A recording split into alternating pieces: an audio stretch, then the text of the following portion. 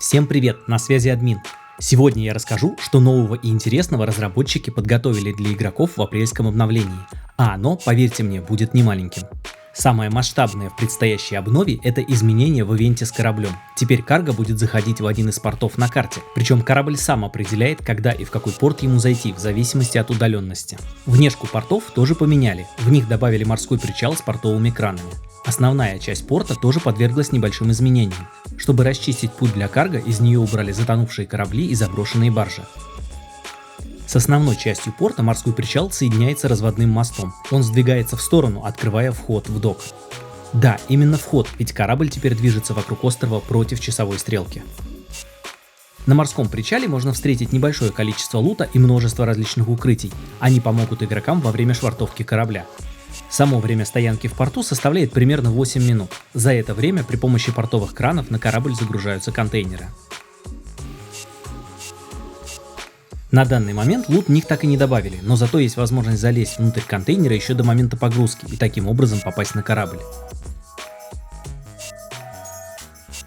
Помимо этого, в корпусе карго были добавлены 4 дополнительных входа, расположенные по бортам корабля и ведущие на верхний ярус трюма.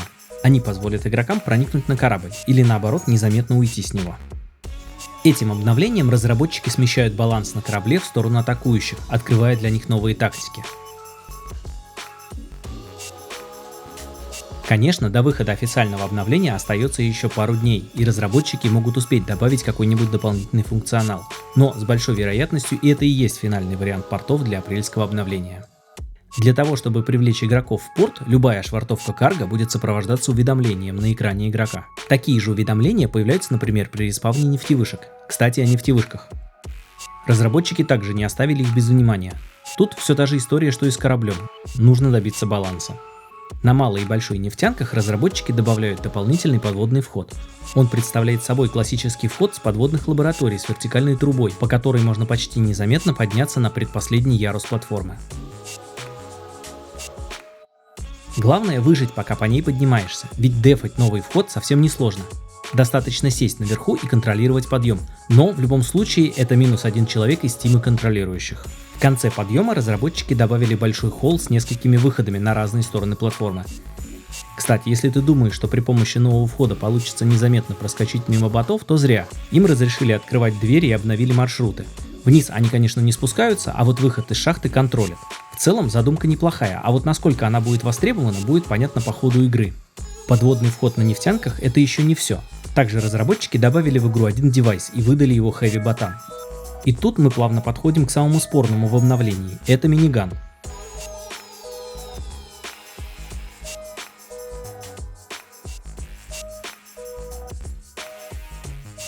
Да, десант с Чинука теперь бегает с миниганами вместо пулеметов. Но не стоит сильно переживать, точность их попадания по игроку на данный момент довольно печальна. Плюс низкое расположение оружия не позволяет ботам нормально стрелять из-за укрытия.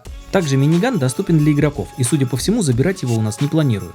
Чтобы произвести выстрел, требуется использование обеих кнопок на мышке. Одной раскручиваем шарманку, а другой доносим точку зрения до оппонента. И вы знаете, получалось очень убедительно. Новое оружие — это круто, но только когда оно сбалансировано. Во всех остальных случаях исход один. Клан китайцев с миниганами доминирует на сервере через 2 часа после вайпа. Изначально эта дьявольская пушка вносила огромный дисбаланс в игру. Сейчас ее приводят к балансу, и мы уже можем понять будущий облик девайса. Миниган нельзя будет скрафтить, только найти на острове в ящиках. Найденный ствол изначально будет содержать в магазине всего 75 патронов. Почему я на этом сакцентировал внимание? Потому что заряжать миниган можно будет только у верстака не ниже 2 тира, и только обычные патроны 5.56, никаких разрывов. Сейчас миниган можно поместить в турель, но скорее всего в релизе обновления это уберут. Поэтому закапываем капсулу времени и проверяем после выхода обновы. Итоги напишу в закрепленном комментарии. Но самый прикол, что визуальный эффект минигана, когда он выпускает облако из пуль, обманчив. На самом деле он не такой скорострельный, как может показаться. Судя по характеристикам урона и скорострельности, это вообще копия МП5, которая стреляет патронами 5.56. Причем дальше и с меньшей отдачей. Низкая отдача, кстати, компенсируется большим разбросом, поэтому поливать противника вдаль особого смысла не имеет. Миниган проделал путь, начиная от доминатора на сервере и заканчивая нынешним вариантом посредственного оружия, не самой удобной перезарядкой. Будет ли что-то меняться дальше и какая судьба ждет его в ближайшем времени, знают только разработчики. Предлагаю подождать. Но не только боты на нефтевышке получили новое оружие, подкрепление досталось Брэдли. Теперь любой танк, будь то обитатель космодрома или блуждающий по дорогам сервера, имеет в десантном отсеке штурмовиков в виде 4 NPC. Они появляются в момент, когда боевая машина потеряла более половины своего здоровья.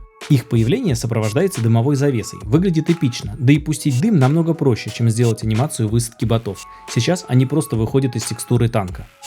Если игрок, атаковавший танк, внезапно передумал или вообще поехал в отпуск на пляж, то боты через некоторое время садятся обратно в Брэдли.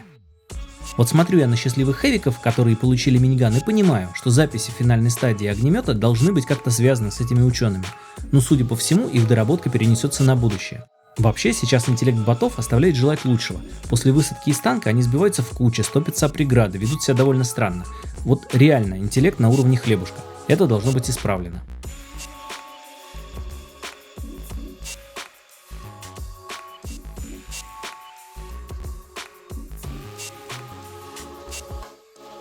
А вот кто действительно обзавелся интеллектом, это патрульный вертолет.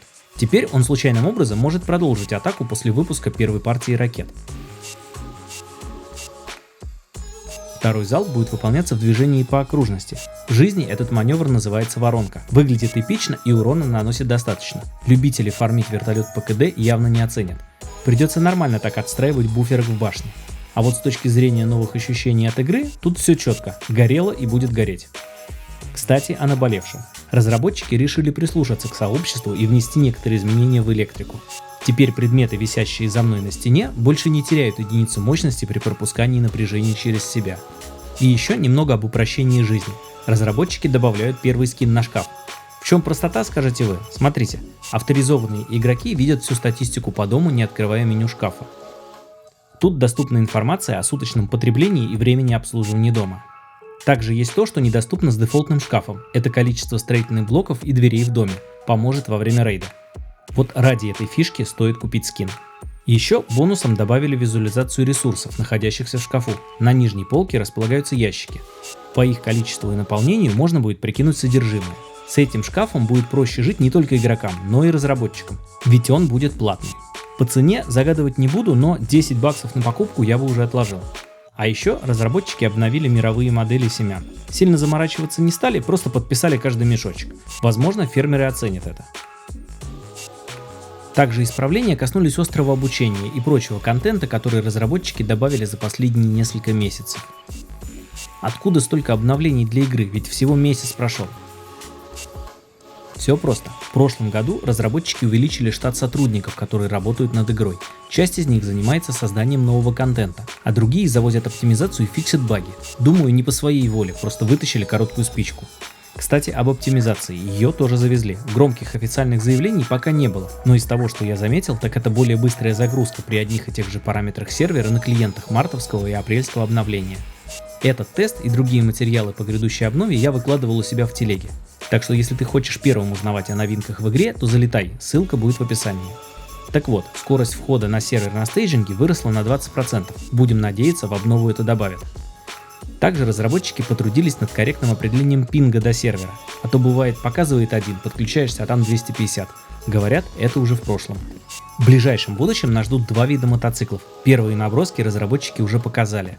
А еще будет винтовка СКС и редизайн монументов. Также не прекращаются попытки завершить обнову под названием Nexus, задача которой подружить между собой сервера, чтобы игроки могли путешествовать между ними со всем лутом. И это только малая часть того, что ждет игру в будущем. Предлагаю собраться с мыслями и обсудить все в комментариях. А еще ты можешь порадовать админа и поставить лайк. И кстати, лайк с подпиской радует сильнее. А на этом я с вами прощаюсь, с вами был Русский Иван, до связи.